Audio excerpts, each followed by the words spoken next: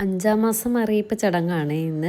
അപ്പോൾ അതിന് വേണ്ടിയിട്ടുള്ള ഒരുക്കങ്ങളാണ്. വീട്ടിൽ നിൽക്കുന്ന പൂക്കളെല്ലാം പറിച്ചെടുക്കുകയാണ്. ഒരു ഉരുളിയുണ്ട് കേട്ടോ, അതിൽ വെള്ളം നിറച്ചിട്ട് അതിലേക്ക് പൂക്കളിടാമെന്ന് കരുതിയിട്ടാണ് ഇത് പറിച്ചെടുക്കുന്നത്.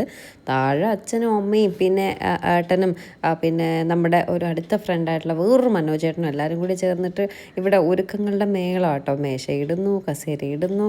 അപ്പോൾ ചീമയുടെ വീട്ടിൽ നിന്ന് കുറച്ച് പേര് വരും, 5 കൂട്ടം പലഹാരങ്ങളൊക്കെ ആയിട്ട് വരും. അപ്പോൾ അവർക്ക് ഊണ് കൊടുക്കുക. ഊണ് നമ്മൾ കാറ്ററിംഗ് ആണ് കൊടുത്തിട്ടുള്ളത്. പിന്നെ വരുമ്പോൾ ഒരു ഡ്രിങ്ക് എന്തെങ്കിലും കൊടുക്കണമല്ലോ എന്ന് കരുതിയിട്ട് ടാങ്ക് കലക്കിയിട്ടുണ്ട്. ഊട്ടുപുരയിലാണ് നമ്മൾ ഫുഡിന് കൊടുത്തിട്ടുള്ളത്, സദ്യയ്ക്ക് കൊടുത്തിട്ടുള്ളത്. ഇവിടുത്തെ സദ്യ ഭയങ്കര ടേസ്റ്റാണ്.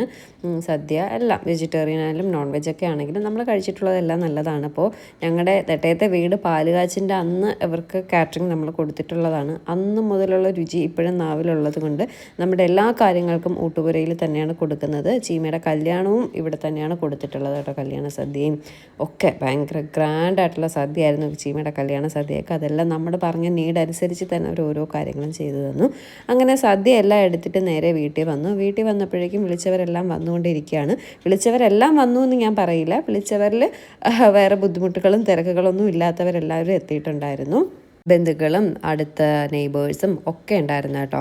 അങ്ങനെ കുറച്ച് കഴിഞ്ഞപ്പോഴേക്കും ചീമയുടെ വീട്ടിൽ നിന്ന് വന്ന് 5 കൂട്ടം പലഹാരങ്ങളുമായിട്ട് 4 പെട്ടിയില്ല കേട്ടോ വന്നത്. 4 പെട്ടി എന്ന് പറയുമ്പോൾ ഒരു പലഹാരം ഒരു പെട്ടിയിൽ തന്നെ ആയിരുന്നു ഉണ്ടായിരുന്നത്, അതുകൊണ്ടാണ് 4 പെട്ടി.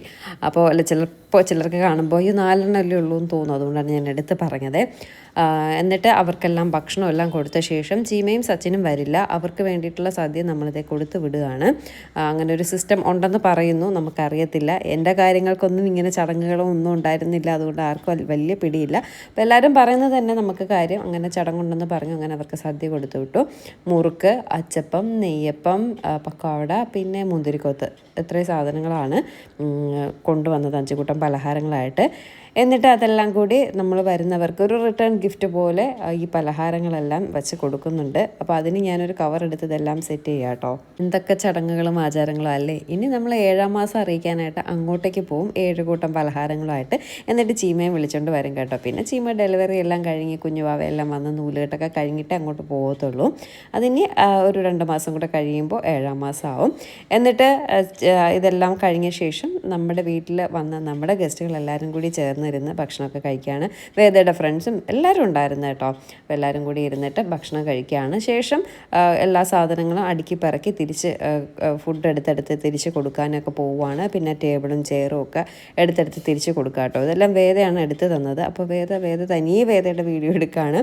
ഞാൻ പറഞ്ഞില്ലേ, വേദയുടെ ഫ്രണ്ട്സും എല്ലാവരും ഒക്കെ എത്തിയിട്ടുണ്ടായിരുന്നു. ഒരുപാട് സന്തോഷം, നമ്മുടെ സന്തോഷത്തിൽ പങ്കുചേർന്ന് എല്ലാവരും എത്തിയതിൽ. അപ്പോൾ ശരി.